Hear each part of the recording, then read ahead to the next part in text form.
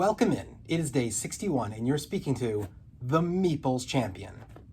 Today we're going to be bringing a smaller two-player game that is, from what I've seen, whether it be in person, online, or through other videos, is one of the most reviewed two-player games to come out in a while.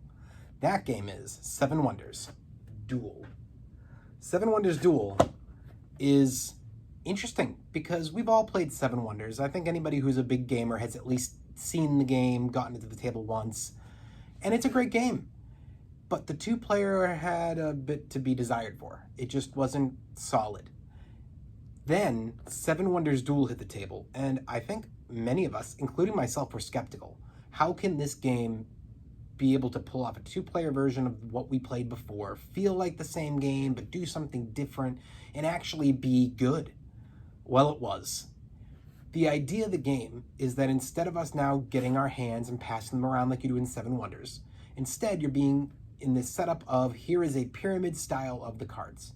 And you're one by one choosing the cards. You're going to be getting the bonuses of the cards like you did before, but these are built differently. You're no longer in a situation where you basically have a huge amount of choice depending on the round and the level of the round you're at.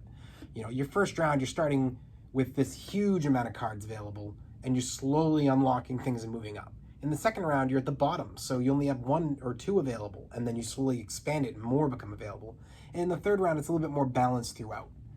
And what's interesting about this, it's not just the fact that now we have a combination, so instead of having one of your player boards that had your special things below, you now have two, and you have basically abilities in a way with it. And it's not just that you tend to get a little bit more fluidity to what you're picking. It's the idea that you can't just get to the end of the game and win. There are multiple ways to win this game. Yes, you could play all three of the ages, get to the end, count your points and win, basic way. But you really have to look out now, because somebody could reach all the way into your kingdom on the warfare and win on the spot. They've conquered you. Or somebody could get all 6 pieces of knowledge through the science, and now they're basically have eclipsed you in their science and intelligence, and they win.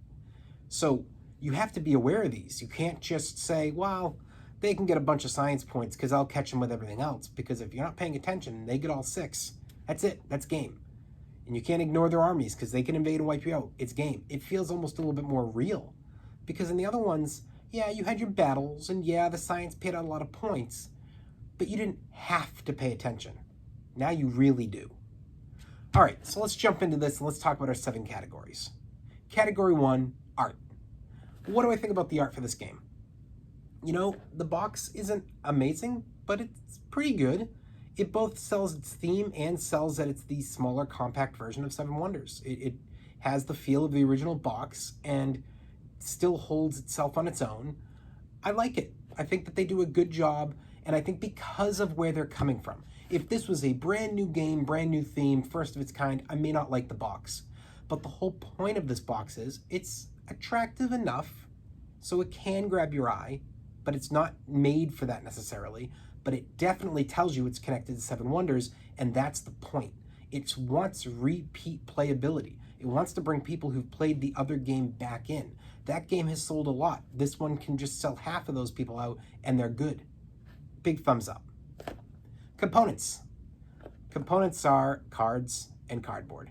They both do their job. They both are pretty good quality. They both are not going to wear on you. It's a thumbs up.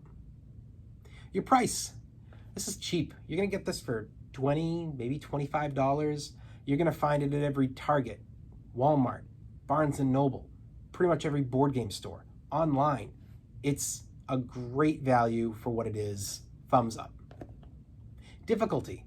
It's a little difficult, and I don't mean like, oh my god, I had trouble with it. I just mean there's a lot there. And if you haven't played the original Seven Wonders, it's going to be a bit overwhelming at first, because unlike Seven Wonders, where at least all you're doing is you're getting your cards and you're going, well, that's the cost. I can't afford it.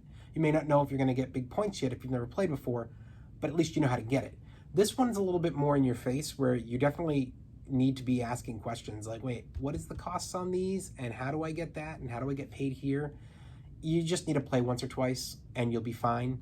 But it's a little difficult. I think that an expert and an experienced player can play this game and be fine. I think a beginner player can play this game once or twice, and by game 3, they're going to be flying. And I think that a young kid, 10 years old area, they probably are right with that beginner. I think after a few games, they would understand it too. It's not that difficult. So, thumbs up. Replayability.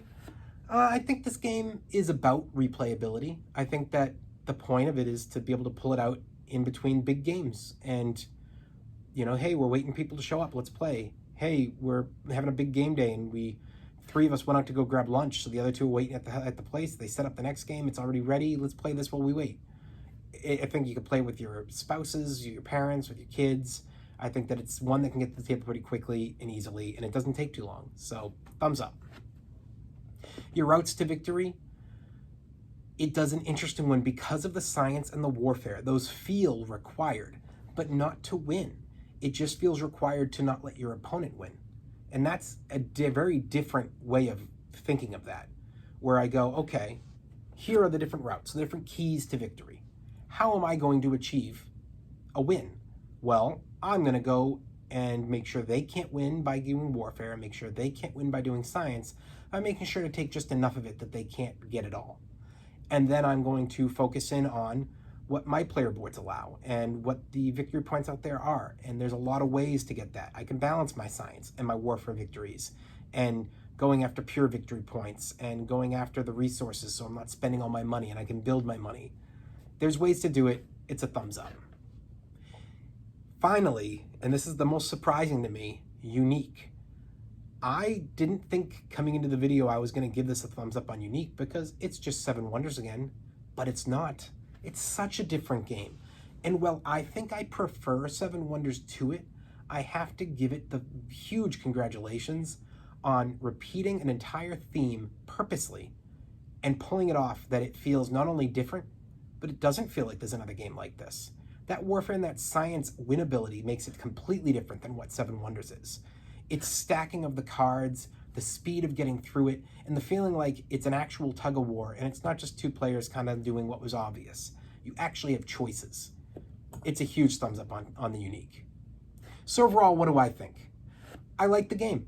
I think that this is definitely one that you should try out if you're a 2-player player, if you like to play, you know, just 2-player games, or if you just want to give it a try and see if it fits, go for it. Is it a must-own? Absolutely not. I don't think this is going to end up in half the people who watch these videos, you know, game groupings. But do I think it's one that could? Yes. Know yourself, know your game group, know your situation. If you like to play 2-player games, if you're looking for games for downtime, grab this. If you're an expert player, or if you only like to play at 4 or 5 or 6 players, this isn't for you. Just know your situation. That's just my opinion. Overall, I hope you guys give it a try and see what you think. Well, this has been day 61. We haven't been talking about 7 Wonders Duel, and you've been speaking to the Meeples Champion. Like, share, subscribe, and check down below in the description. I'll be adding in an Amazon link so you guys can pick this up for yourselves if you're interested. Until next time, I'll talk to you tomorrow.